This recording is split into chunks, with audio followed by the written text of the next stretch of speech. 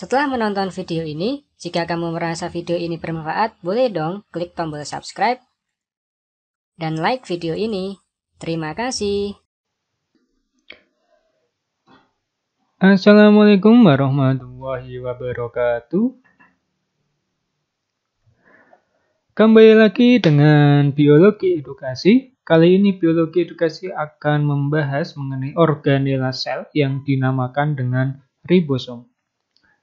Langsung saja pada ribosom, yang namanya ribosom itu nanti ada dua tipe.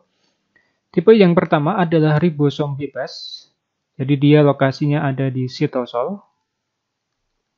Kemudian yang kedua adalah ribosom yang menempel.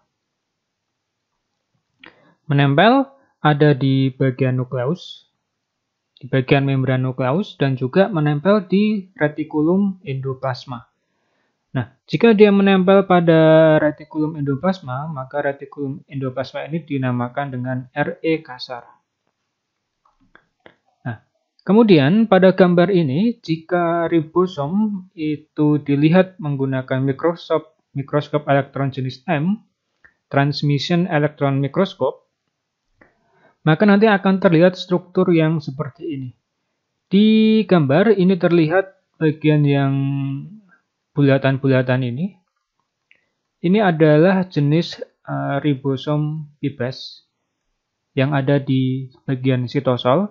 Kemudian yang lokasinya ada di dekat-dekat garis ini adalah jenis ribosom yang berada di retikulum endoplasma. Jadi dia ribosom yang terletak pada retikulum endoplasma kasar. Kemudian di gambar ini nanti akan terlihat bagian yang seperti garis ini itu adalah retikulum endoplasma. Jadi ini jika dilihat dari mikroskop TEM seperti ini. Kemudian jika suatu ribosom itu yang ketika dilihat menggunakan mikroskop elektron jenis TEM dengan perbesaran ini 0,2 mikrometer, itu terlihat seperti titik-titik saja. Tetapi ketika dibuat struktur modelnya, maka nanti dari ribosom ini akan terlihat struktur yang seperti ini. Nah, jenis ribosom ini, struktur dari ribosom ini nanti dia dibagi dua. Yang atas adalah ribosom subunit besar. Sedangkan yang bawah, yang seperti lempengan ini adalah ribosom jenis subunit kecil. Nah, fungsi ribosom kita tahu bahwa dia digunakan untuk proses sintesis protein.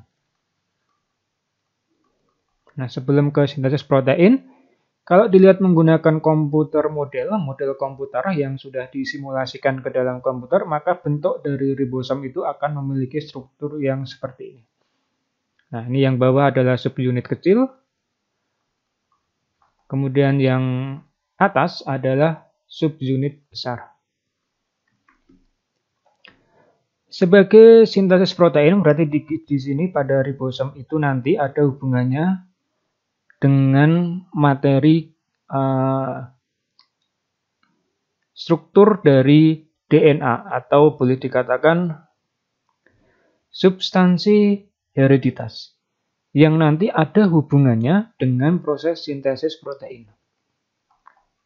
Sedikit mengenai sintesis protein, itu nanti dia akan melibatkan beberapa jenis RNA, diantaranya adalah RNA jenis R itu adalah ribosom.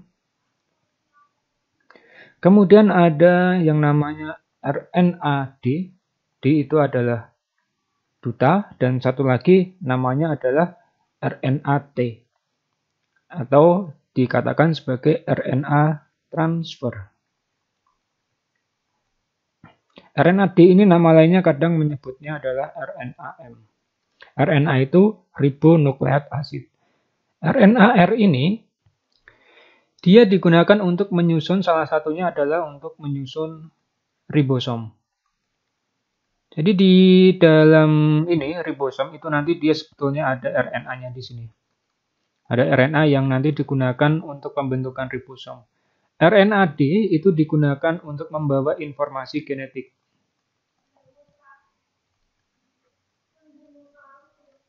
Nanti akan dijelaskan lebih rinci ketika membahas mengenai proses sintesis protein. Jadi di sini hanya penjelasan sekilas. Sedangkan RNA-T transfer ini digunakan untuk membawa asam amino.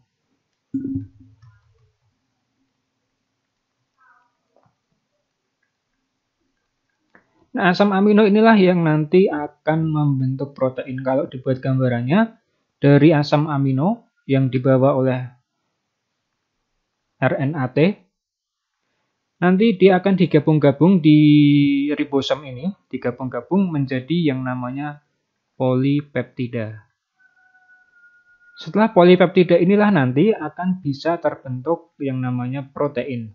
Ya, protein itu ada berbagai macam, salah satunya mungkin digunakan dalam pembentukan enzim, kemudian juga digunakan untuk salah satu komponen dari membran sel, protein, lipid. Salah satunya itu, jadi asam amino ini sangat diperlukan oleh tubuh manusia dalam proses kehidupannya. Maka dari itu di protein itu ada namanya asam amino esensial, asam amino non esensial, dan sebagainya.